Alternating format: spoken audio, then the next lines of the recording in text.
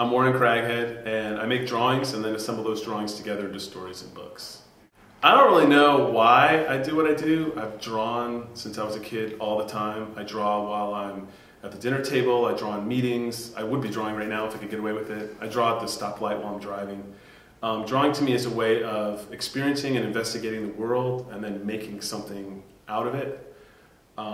So drawing to me is kind of integral with how I understand and experience the world.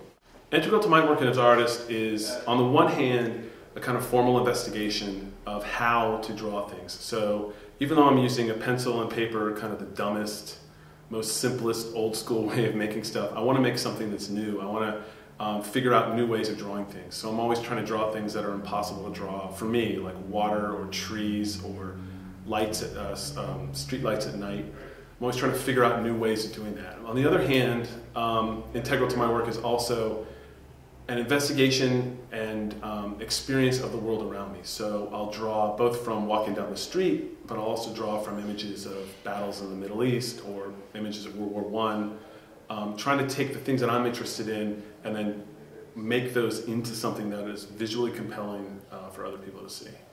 I see artists as a worker, as someone who takes the things that they're interested in, their experiences, and makes something visually compelling out of it. The other value that, or role that an artist has is as an example of someone who does value their own experiences and value themselves. So when I make drawings based on the work of the French poet Guillaume Apollinaire, or when I make drawings based on walking down my street or from images from World War I, I really work to make those compelling and strong. I'm saying these things matter. These things matter to me.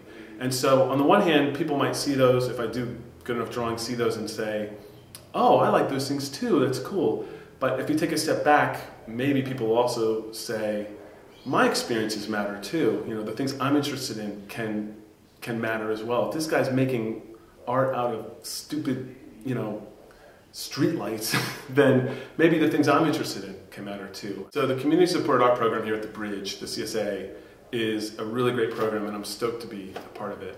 Partly because I met a whole bunch of awesome artists that I'm a part of the group with that I didn't know before, so I've got to really step up my game to try to keep up with them. One way it keeps the Bridge really close with working artists here in Charlottesville, which I think a lot of arts institutions have a problem with. They get layers and layers between them and the actual working artists.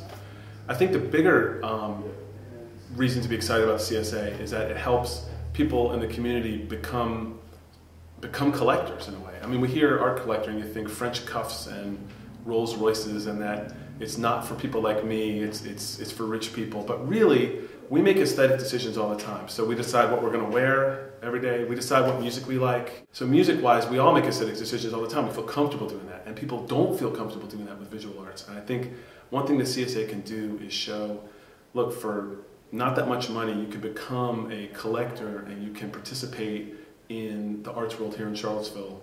It helps artists because we get money and more of an audience. It helps the Bridge for all the great things that they do.